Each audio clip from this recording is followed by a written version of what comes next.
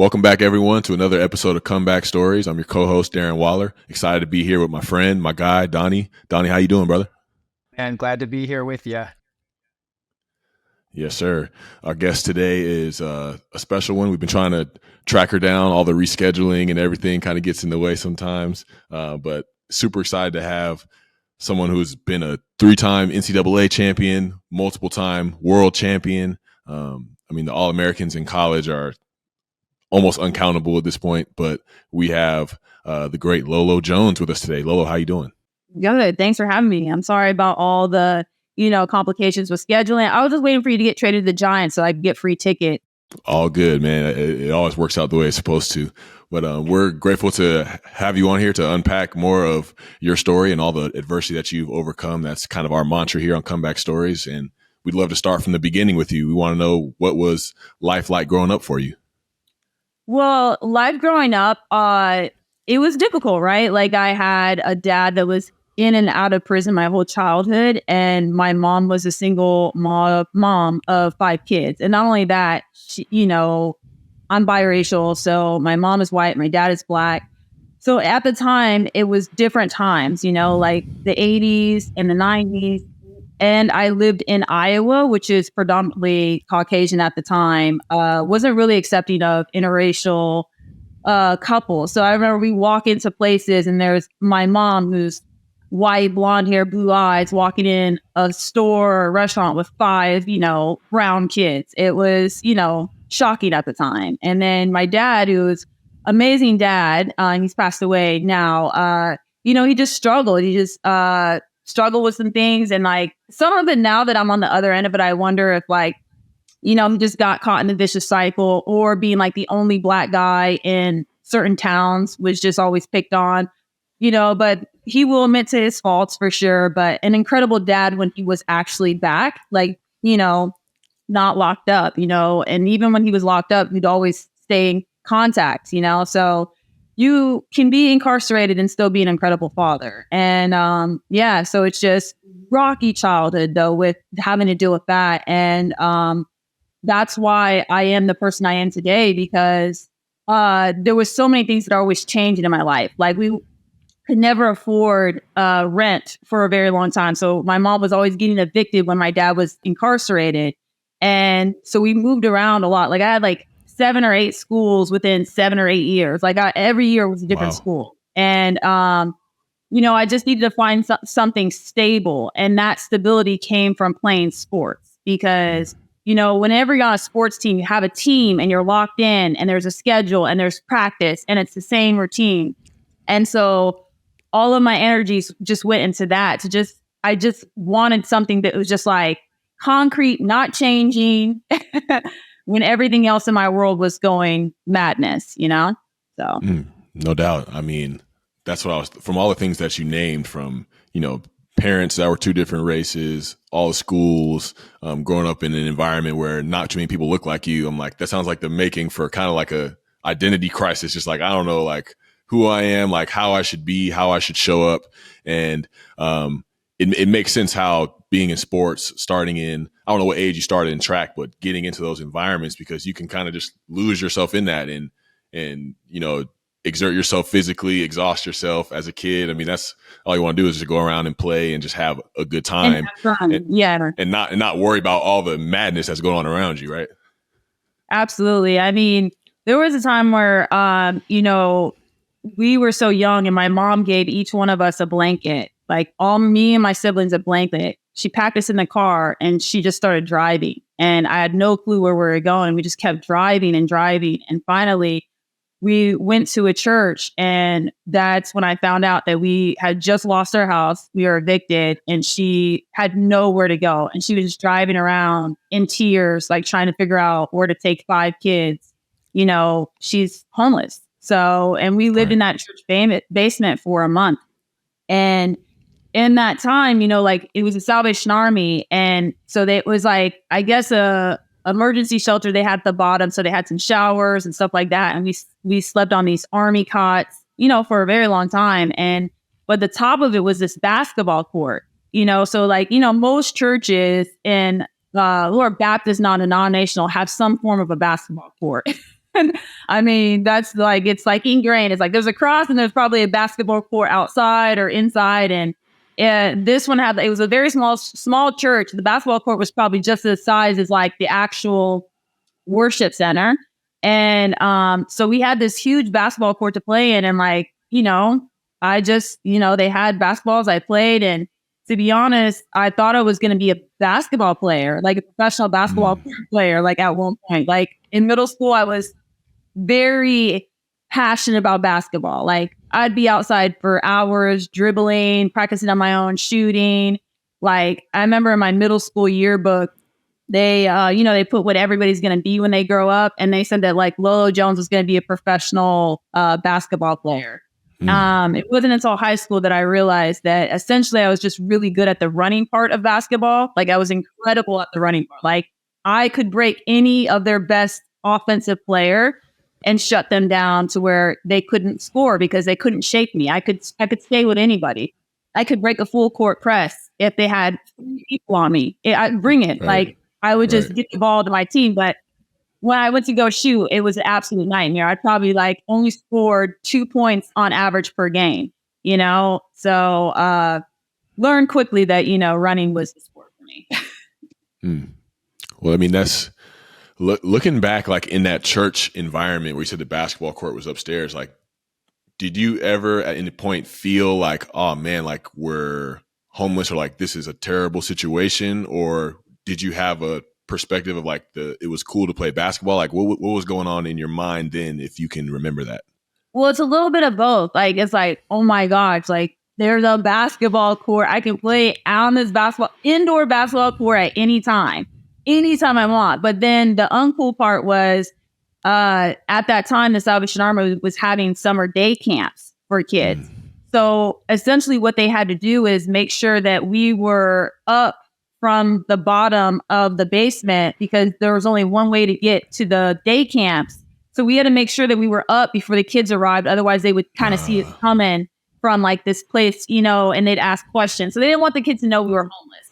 So that was the only kind of weird thing, is like trying to protect like me and my siblings from embarrassment. But I mean, we grew up so poor. There were so many moments of trying to protect us from embarrassment. Like, all of my Christmas presents from, I think the age of like 4th grade to 6th or 7th came from, churches. Like one Christmas, imagine getting one Christmas present and that was donated, or having to eat your Thanksgiving meals at shelters or free church meals because your mom can't afford the Thanksgiving dinner. So, or standing in line for, commodities, food, having that back in the day. Like I was young enough to actually have to use food stamps, like paper food stamps, not these cute little debit cards people have now. I would have loved that back in the day, but like we literally had paper food stamps, a book, and you'd have to rip it out and go and actually use it. And I would always be so mortified going into grocery stores or gas stations to use them in case like my friends saw me with my mom using them. And like sometimes my mom, because, she learned, from my dad trying to hustle the system. So like what they would do is they would have they'd give each of the kids like a $5 or a $10 paper food stamp. And back in the day, if you would go in and buy a thing, you get cash back. And so like if they're trying to actually pay for the rent, like she have 5 kids, send each kid in and buy like the cheapest amount of candy something and get the real money back and then give that money so you can try to pay rent. And I just remember like wanting to help my parents, but I'm like, oh, I just hope no one from my school sees me like try to like use this actual food stamp. It's mortifying, Yeah, no, that makes a lot of sense. And I feel like in my story, it's a lot different on where the embarrassment comes from. Like as a kid growing up, I was embarrassed of like myself. Because of, I was different. I was weird. I was strange. I was very sensitive, very emotional.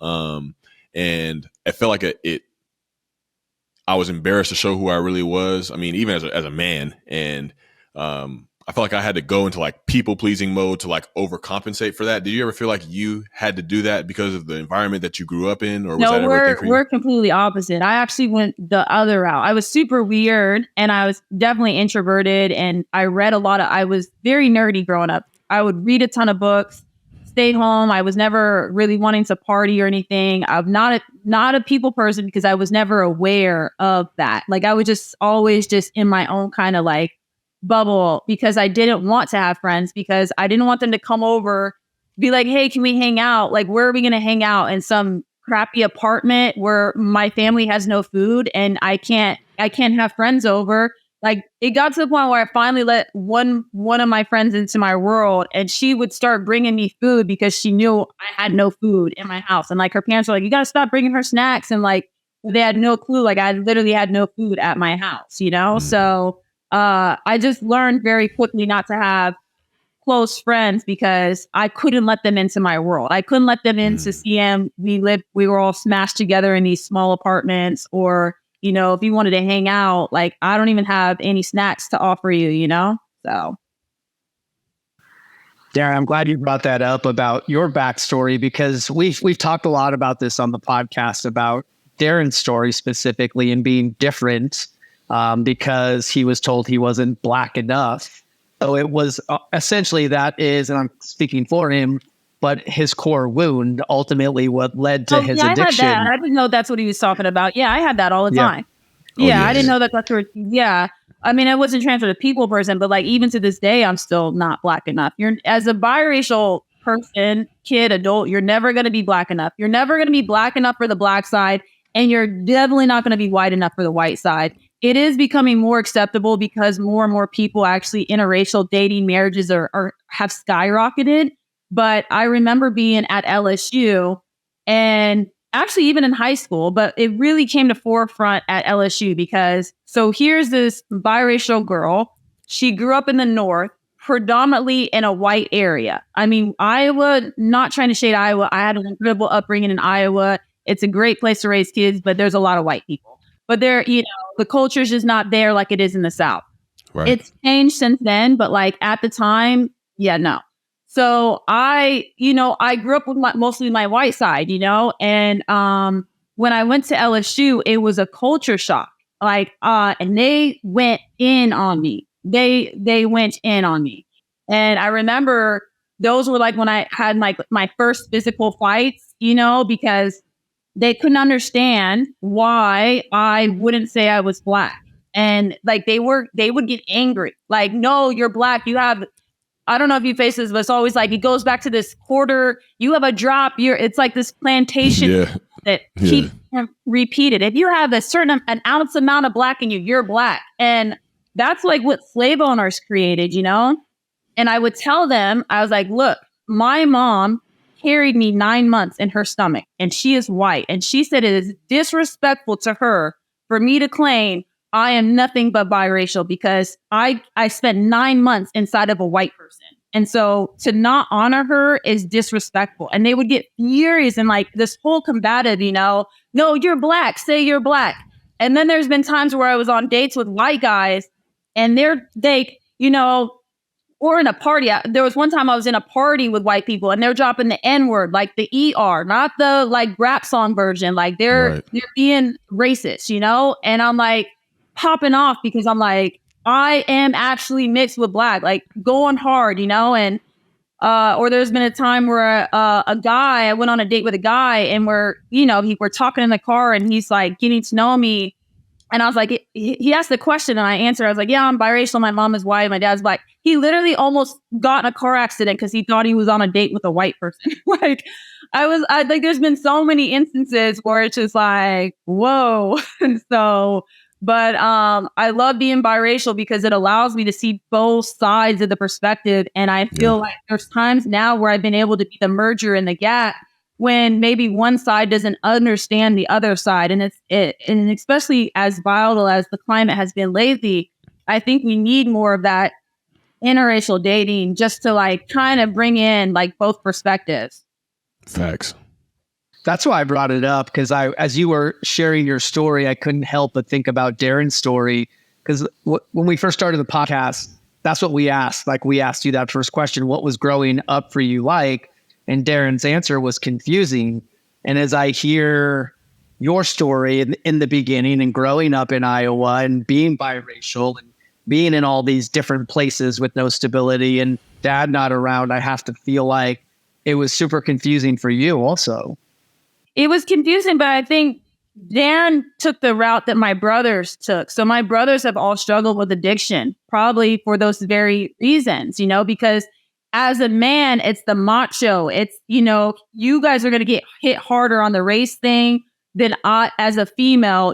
As a female, I can kind of, if I straighten my hair out, I'm a little bit more blendable. I'm not going to lie, like if it's the winter and I lose my tan, I can get quite pasty, So it's a little bit different for the guys. And I think it's interesting because all of my not all of them, two of my brothers have struggled and they've been open with this, with addiction, and I, instead of having addiction to drugs or anything, I had an addiction to like sports. Like that's where I was locked in on sports because that was like my saving grace, Yeah, no doubt. And yeah, I mean, I don't know a detail about your brother's stories, but I always tell people as far as addiction is concerned, that I didn't set out thinking like, I can't wait to just ruin my life and just crash and burn in flames by drinking and doing drugs. It started with, there's just a lot of shit going on in my head, a lot going on inside of me that I just want to change the way that I feel. I just wanted to quiet down a little bit. So it's like, you can understand men more now. And I'm sure you can understand your brothers because it's like, they didn't set out on a path to just like be isolated from the fam and mess their life up. It was just like, nah, bro, like I'm going through things. I just want to change how I feel. Yeah. And I think those fights that I was having in college, I remember specifically my brothers were starting to already have those in middle school and high school, like with the race and this and this and that. I didn't really get hit hard until a little bit later, but I was more mature and able to, when I had to put those hands on people. No, I'm joking. Did your dad also spend a lot of time growing up in Iowa? Because I would have to think if he was there also, it would be very confusing for him, which would make sense as to why maybe he went down that same road. Well, my dad was not in prison for any addiction. My dad was a military. He was a Golden Gloves in boxing. He did some wild stuff. Like I think he robbed a bank. Like we don't even know all the stuff he did. Like he's like a cowboy, he's the type of person that will be like bragging about how one time he outran a cop, but then he's also the same type of dad that when I remember we'd always buy these crappy cars because we can't get a nice car. So whenever he would get out of jail, like he's back with my mom, like nothing skipped a beat, and, we'd buy these crappy cars because, we're not that rich and they'd always break down. All these junkers, they always break down. So like there'd be times where we'd get stuck in the middle of nowhere. And this is before Uber, Lyft, you can't afford a cab because cabs back in the day, they were crazy expensive, So we would get stuck with like a broken car. We'd have to make it home and we'd have to run, and there would be times where we didn't have a car at all. And we would run to the grocery store. And I'd be with my dad, like next to him, and he's teaching me how to run. And he's like carrying sacks of groceries. And he's like, all right, like control your breathing, like work on it, like calm your heart rate. Like this is my dad in middle school, in and out of prison. He's the one that's teaching me how to run, And so like, that's why I'm just, I think we're so quick to just throw away people when they, let's say they have addiction, or let's say they've been incarcerated. And I've had so many precious moments of my dad, in between, those crimes or whatever he was locked up for. I think one of them was like, violating probation, or who knows. So. Yeah, I think for Darren and I, a lot of times we just didn't get caught, and we're offered a lot of grace from God. And yeah, I get that. I wanted to circle back to your path into running, where I've heard the story of that you became a good runner because you used to run to school. Is that right? Yeah, run. We never, like I said, we really never had a car. So any school I had to go to, from elementary, middle school, and even high school, I walked every day. And I remember in middle school, you walk in as a teenager, you want to sleep in. So you realize, oh, well, like I can sleep in more, but I'm going to have to run. And then it got to the point where I started playing the cello, which was dumb because you have to bring the cello back home every day. Otherwise, the teacher would know you're not practicing and would give you a bad grade. So literally, I would have to bring this big cello home every day and then take it back the next day just for the sake of showing her I was practicing, even though I wasn't, And that thing is heavy. And I would like literally be running with this huge cello the size of me because I'm in middle school.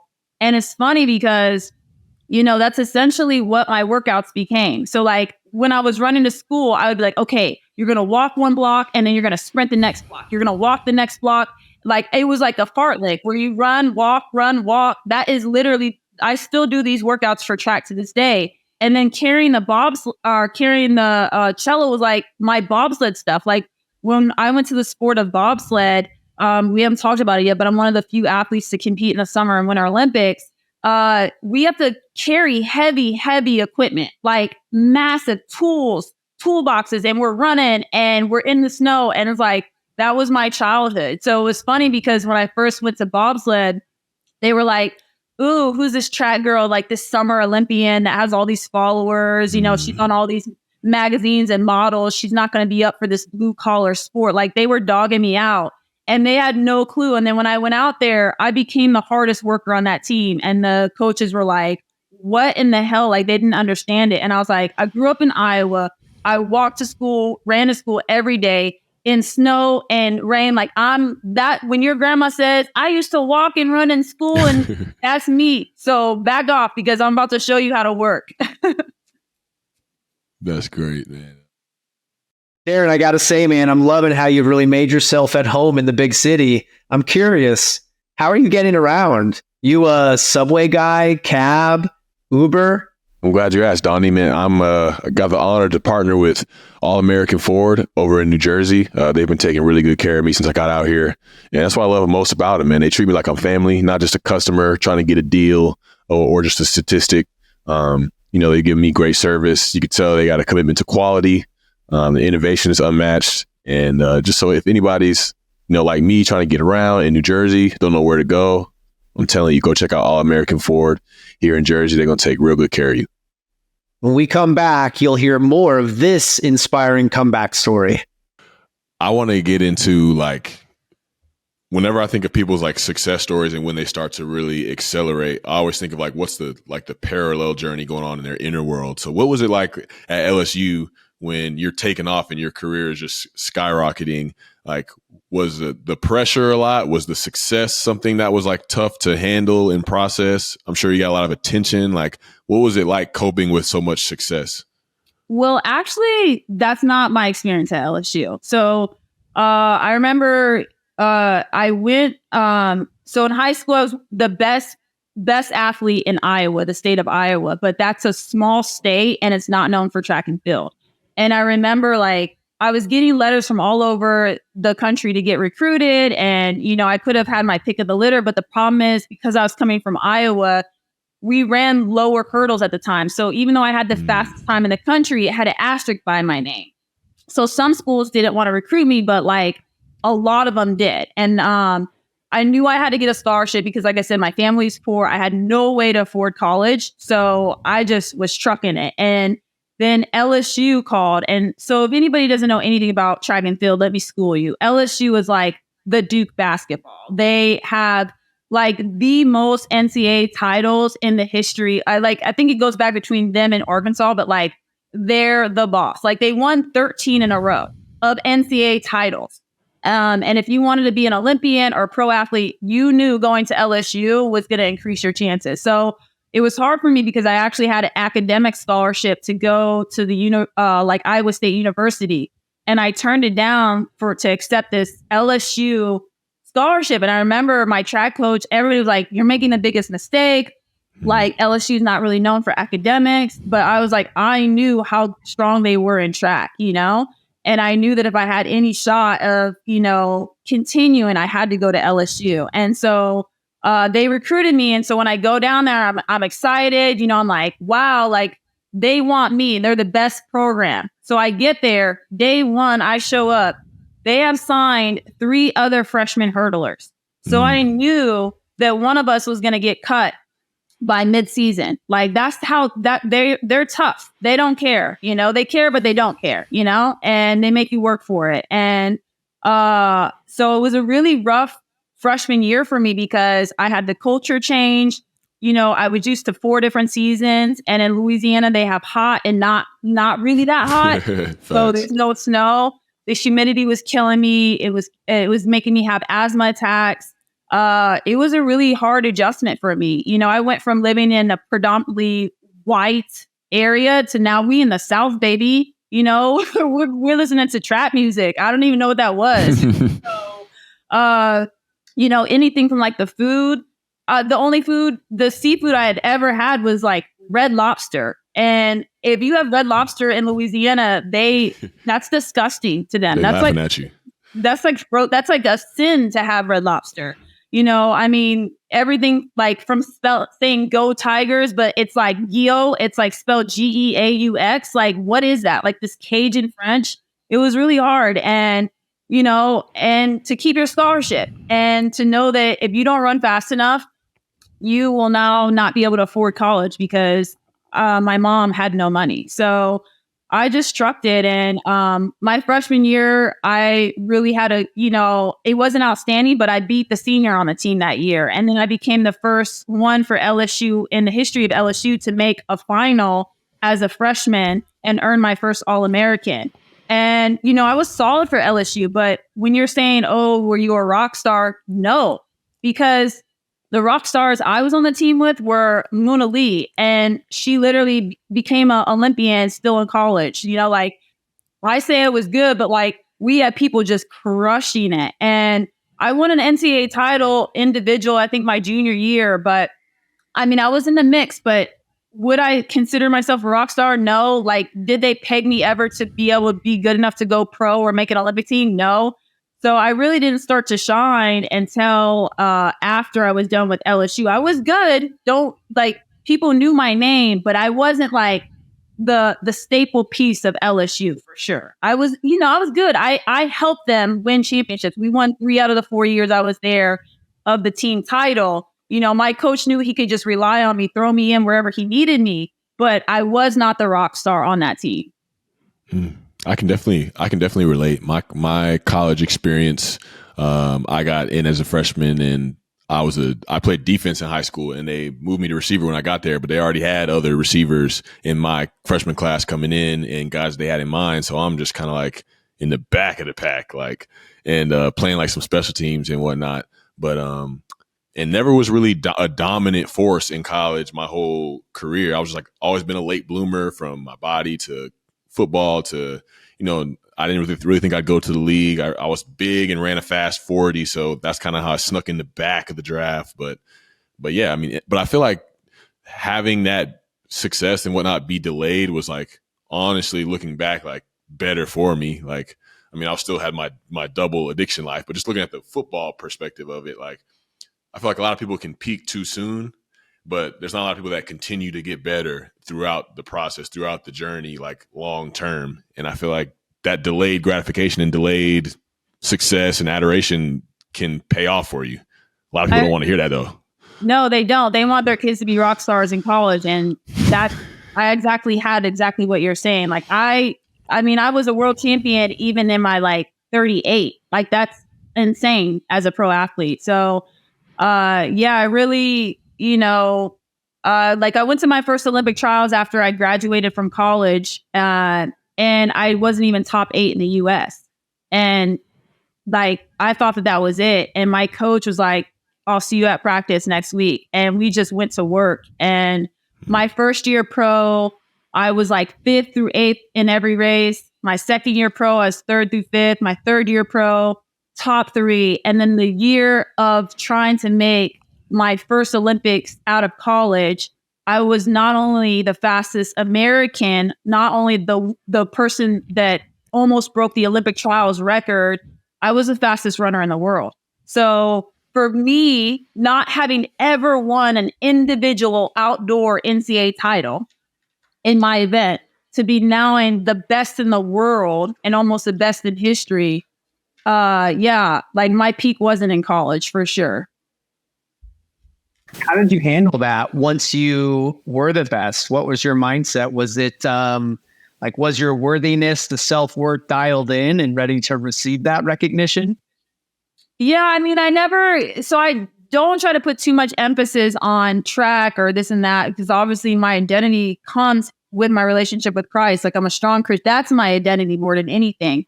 I love track and field, but it doesn't make or break me. If I had to give it up tomorrow, like, I'm constantly praying about that. Okay, God, if this is not what you want me to do anymore, like, let me know, make it clear. So, my self-worth wasn't defined by being number one, just like it wasn't defined by being not number one. Like, I feel like I was the same person when I was getting 8th place in every race as the same person when I was like, oh, wait, you're giving me my own hotel room by myself because I'm the number one hurdler in the world. Like, this is crazy. Like, I was the same, determined, focused, like, let's do work. And even when I started, because this was how much they thought I was not going to be an Olympian, is I could not even get a contract out of college. So, like, all the people I competed against in college were signing Nike deals, Adidas, like, they were going pro and no one would pick me up. And so instead, I worked at a gym. I worked at Home Depot. I drove a little scooter. I kept my AC like pretty much off in Louisiana, which is insane. Like, 90, 100 degrees, no AC, trying to save money, just hustling. And, so then when I finally got my big shoe deal, I'm the same person. I'm like, mentality is like, you grew up poor, like, just don't even think about the money. So, like, I just put the money away, like, invest it, save it. And I just stayed on the grind, just keep the same mentality. I didn't want to ever become comfortable because I feel like I used that in my running and my competitions. I think a lot of people could have your same story growing up and, turn it into more of the victim mindset and really use that story to work against them. And for you, it's like your childhood and everything you went through got you to where you are today. And I just want to bring back the importance of what you mentioned is your faith, because what you were saying was your identity wasn't this track star. And for me, that hit home because my identity was baseball. And when baseball was stripped for me from injury, that's what led me down the path of addiction. I have had 7 surgeries on my left knee and had a big traumatic surgery. And for a while I did blame it on that and the doctor and being overprescribed pills. But when I got to the root of it, which was in rehab, when I just was finally willing to get help, the root of my addiction was the loss of the purpose, because I didn't know who I was. There was nothing bigger than baseball for me. And I got all my validation through that. So as that was stripped from me, it literally almost killed me. Yeah. I definitely see that. I mean, I don't want to sit up here and act like I haven't struggled with mental health and problems, because I have. There were seasons where I had suicidal thoughts and stuff when, I was getting criticized in front of millions because, I went to my first Olympics and, like I said, I was number one hurdler in the world. And everybody's like, who is this girl? She came out of nowhere. She's so talented. And I went to my first Olympic Games in Beijing and I was just locked, focused as ever, running. Like, I remember the semifinal race, I actually slowed down and I still set a PB because I wanted to save it for the finals. And in the finals, I was winning the race by a tremendous lead. I was on pace to break the Olympic record and I hit the 9th hurdle. And literally, gold medal was just ripped from my hand. And not only that, when I crossed the line, I saw that I hit that hurdle so bad, I didn't even get top 3. And I just remember just crumbling to the track and just, pounding the track. And obviously I'm Christian, but I was cussing. I was like, fuck, like I was pissed, and I just started crying. I just felt like that my insides had got ripped out. And I just remember God whispered to me, he was just like, yeah, but you're here on the Olympic track. And 4 years ago, you were sitting at home crying because you didn't make the Olympic team. And so from that point on, I just realized that my failures, I need to use them to motivate, and that's essentially what I did. Like, growing up poverty, I used poverty to just use it for, competing. And then when I, wasn't the best collegiate athlete. I used that to get a contract. When I didn't get a contract, it's like I still fought. And then to make my first Olympic team and then lose the Olympic medal in front of millions, I used that to make another Olympic team because that time I had spine surgery before. So everybody's like, there's no way she's bouncing back from this. Her career is over. And then just to keep going, I got fourth at that Olympics and I was super frustrated. And I was just like, man, like, I feel like I'm punching the wall here. Like, I'm so close to the Olympic medal and I keep coming up short. People are teasing me. They're like, Lolo can't win at anything. Like, the fact that I hit a hurdle and I never hit a hurdle and I become known as the girl that always hits hurdles, that was heavy on me to always I'd be like, let's say I was on Twitter or X now, and I'd make a joke about a basketball game and people were like, shut up, girl. You can't even get over a hurdle. And they'd pull up the picture of me hitting a hurdle at the Olympics and use it to tease me.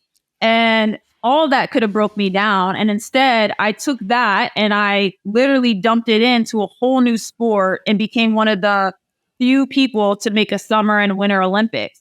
So one of my favorite things I've always told people is failures are your biggest motivators in life if you use them. If they do not break you, they can be your biggest way out of the situation as fuel for the fire. Like, it fills your gas tank with just motivation to just go. So if anybody can get anything out of this talk today, that's what I would tell them. Like, when a setback happens, when a failure happens, don't let it break you. Instead, use that. So just fuel your fire to whatever goal you're trying to achieve.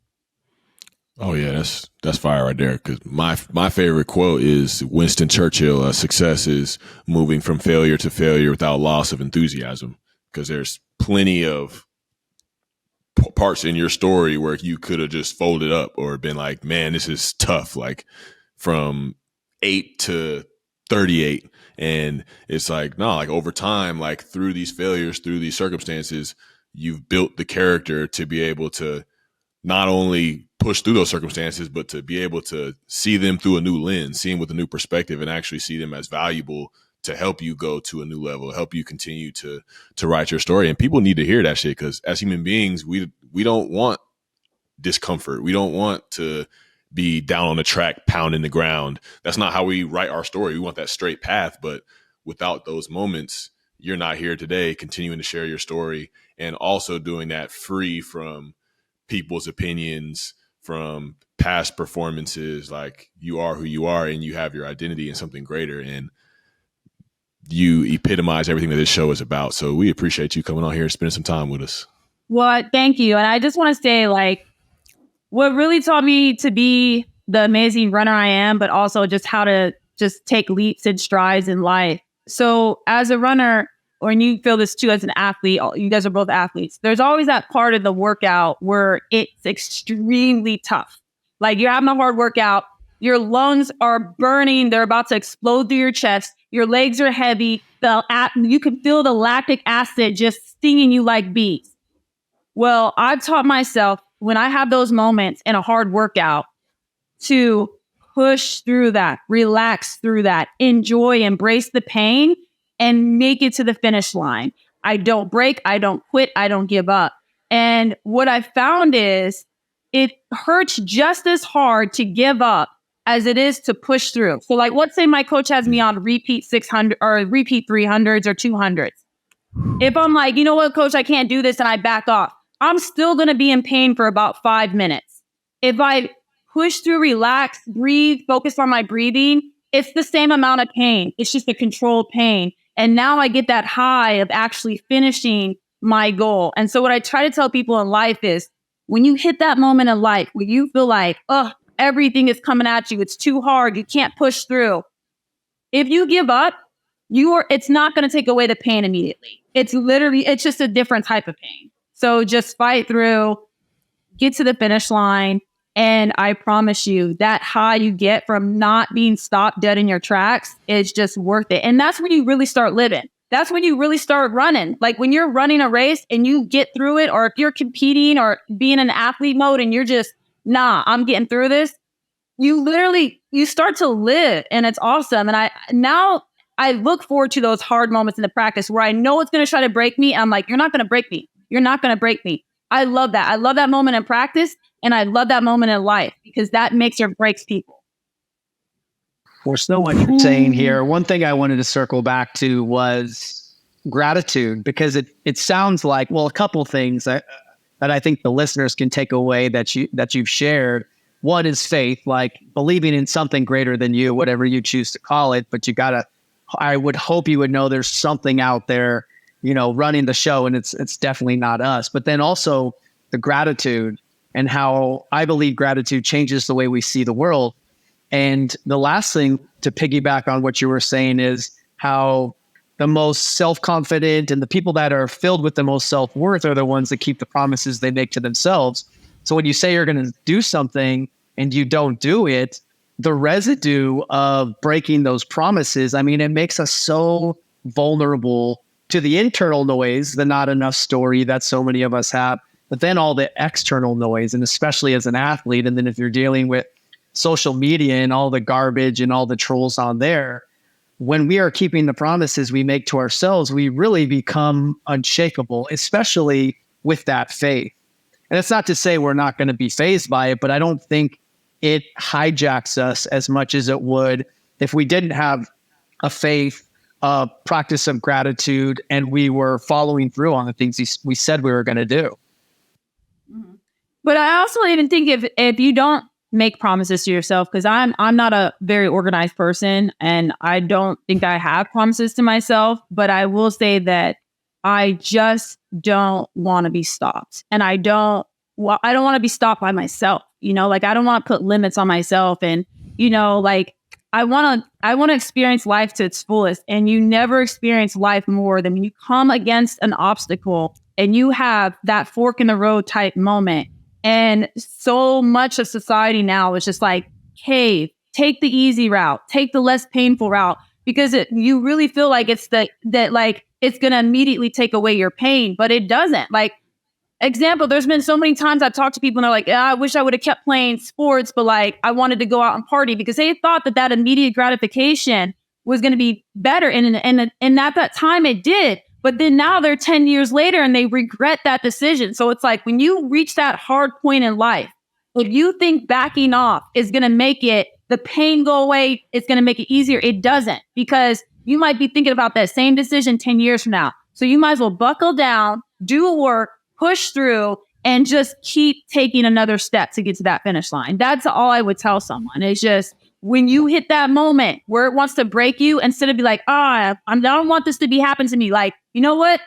I'm going to show you. I'm going to shine bright right now. And I guarantee you're going to come alive. Hey, you heard her. I ain't even going to try to follow that up. So appreciate you guys. Appreciate everybody tuning in to Comeback Stories for another episode. Find us anywhere you listen to your podcast, iHeartRadio, Apple Podcasts, Spotify. We're on Inflection Network, YouTube. Thank you, Lolo, again. And we'll see you guys later. Bye, guys. Thank you, Lolo. Peace.